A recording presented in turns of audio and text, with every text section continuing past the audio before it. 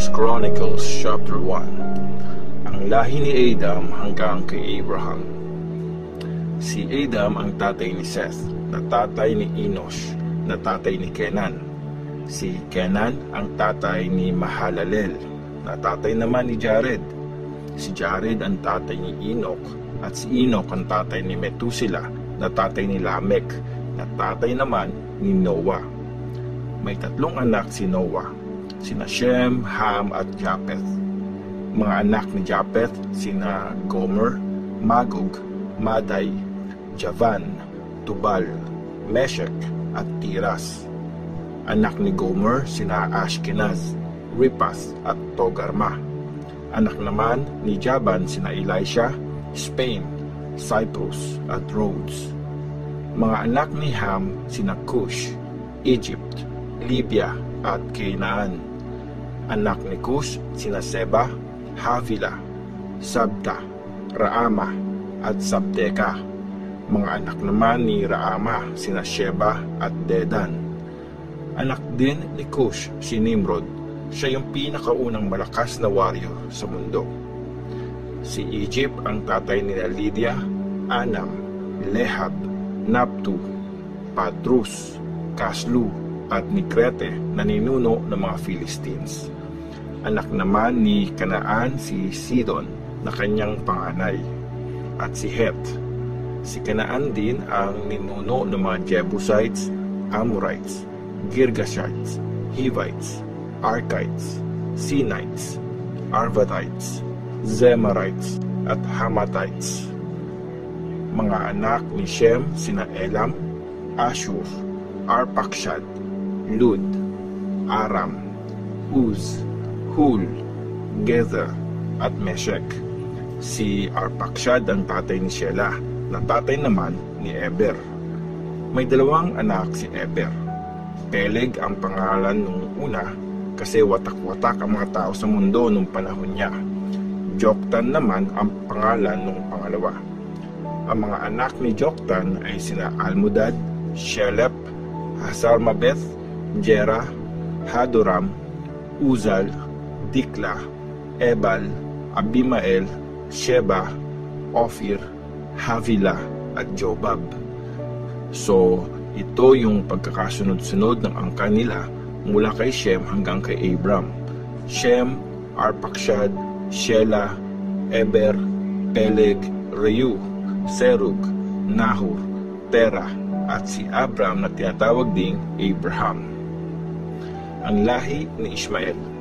May dalawang anak si Abraham, sina Isaac at Ishmael. Ito ang mga anak ni Ishmael. Si Nebayoth ang panganay, tapos sina Kedar, Adbeel, Mibsam, Mishma, Duma, Masa, Hadad, Tema, Jetur, Nafish at Kedema. May alipin si Abraham na naging asawa niya, si Keturah.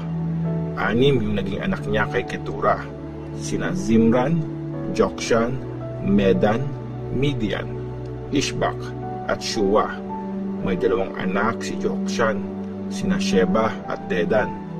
5 naman ang anak ni Midian, sina Ephah, Epher, Hanok, Abida at Eldan. Ang lahi ni Esau. Ang anak ni Abraham na si Isaac ay may 2 anak, sina Esau at Jacob. Mga anak ni Esau sina Eliphaz, Reuel, Jeush, Jalam at Korah.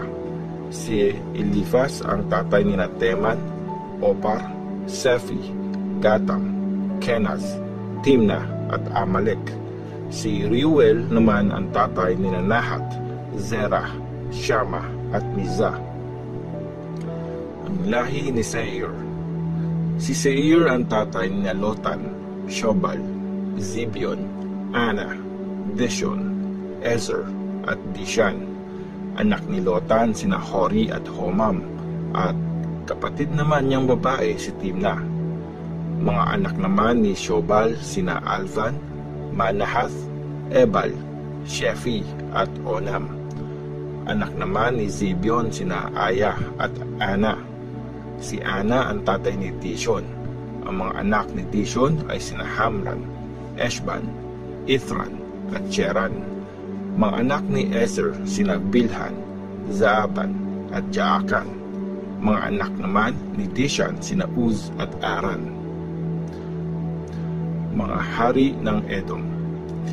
Ito ang listahan ng mga naging hari sa lupain ng Edom bago pa magkaroon ng hari ang Israel. Si Bela na anak ni Beor galing sa city ng Dinhaba. Si Jobab na anak ni Zerah, taga Bozra. Si Hujam na galing sa lupain ng Teman. Si Hadad na anak ni Bedad, taga Avid City. Tinalo niya yung mga Midianites sa isang labanan sa lupain ng Moab. Si Samla na taga Masreka. Si Shaul na galing sa Rehoboth na malapit sa Euphrates River. Si Baal-Hanan na anak ni Akbor. Si Hadad na taga Pau. Asawa niya si Mehetabel, yung anak ni Matred at apo ni Mezahab.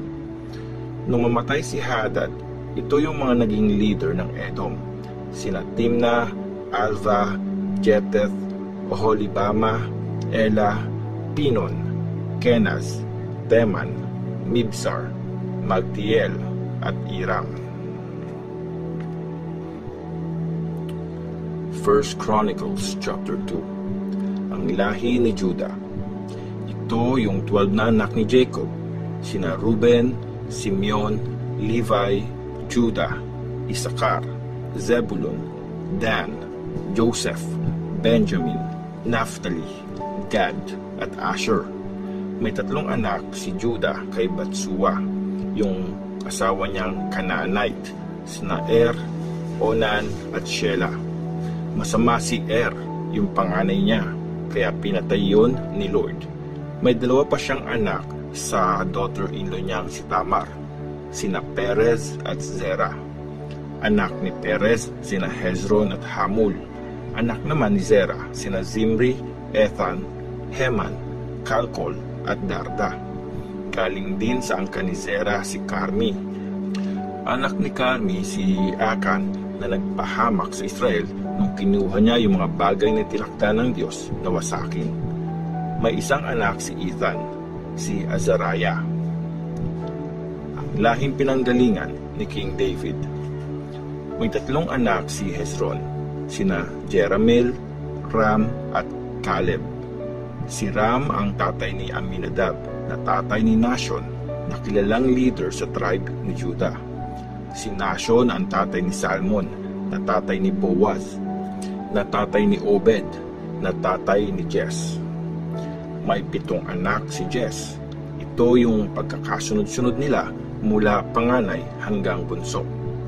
Eliab, Abinadab, Shama, Netanel, Raday, Ozem at David.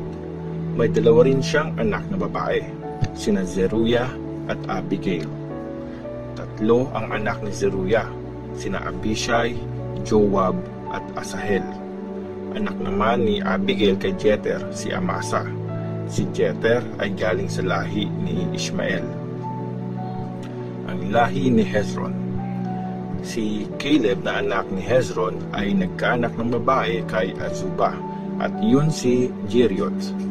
Nagkaanak siya ng 3 lalaki, sina Jesher, Shobab at Ardon. Pagkamatay ni Azubah, naging asawa ni Caleb si Ephrath at naging anak nila si Hur. Naging anak ni Hur si Uri at apo naman niya si Bezalel. Nung 60 years old na si Hezron, naging asawa niya yung anak ni Makir na tatay ni Gilead. Naging anak nila si Segub at si Jair naman ang anak ni Segub.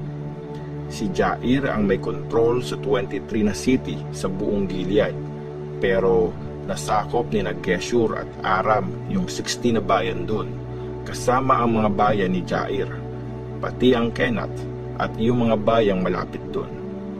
Galing silang lahat sa lahi ni Makir na tatay ni Gilead. Pagkamatay ni Hezron, naging asawa ni Caleb si Ephrath na dating asawa ng tatay niya. Naging anak nila si Ashur na nagtatag ng bayan ng Tekoa. Ang lahi ni Jeramel. Si Jerahmeel na panganay ni Hezron ay may 5 anak. Si Ram na panganay, tapos sina Punah, Oren, Ozem at Ahijah. May iba pa siyang naging asawa, si Atara na nanay ni Onam.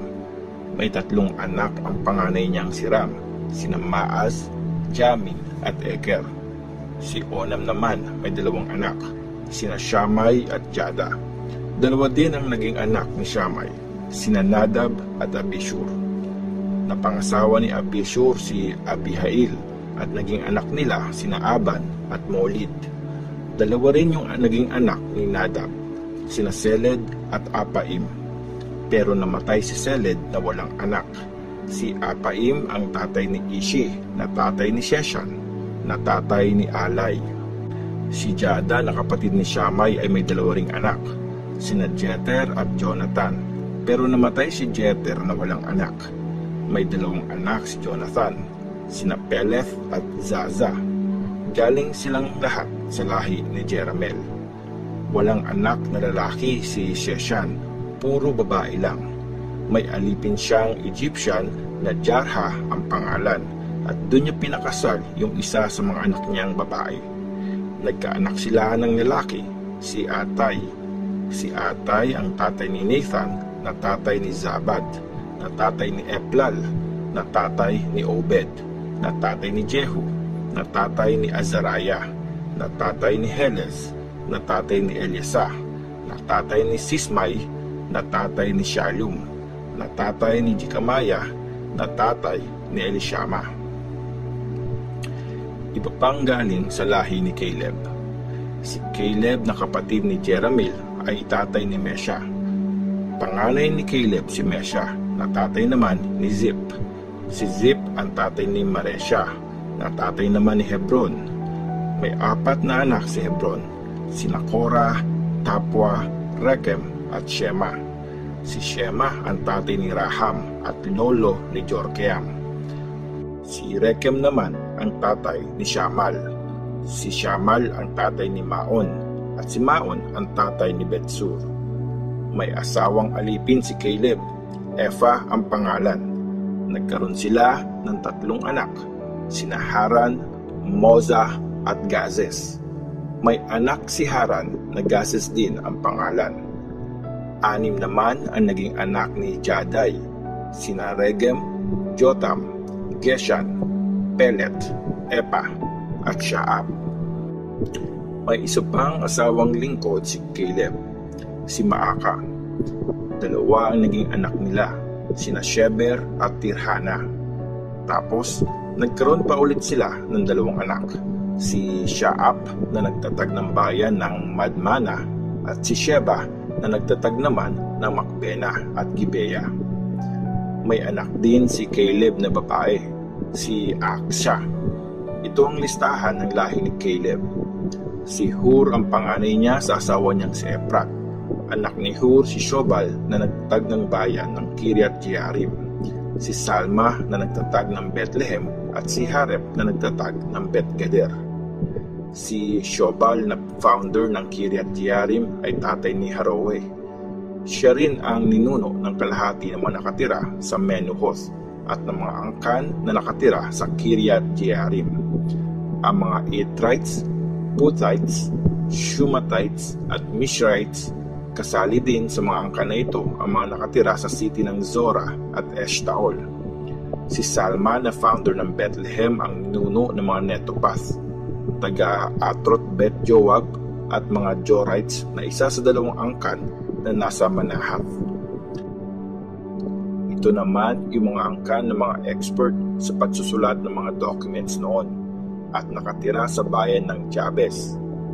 Ang mga Tirathites, Shimeathites at Sukathites. Mga Kenites sila galing sa Hamath na nag-asawa ng mga Rechabites.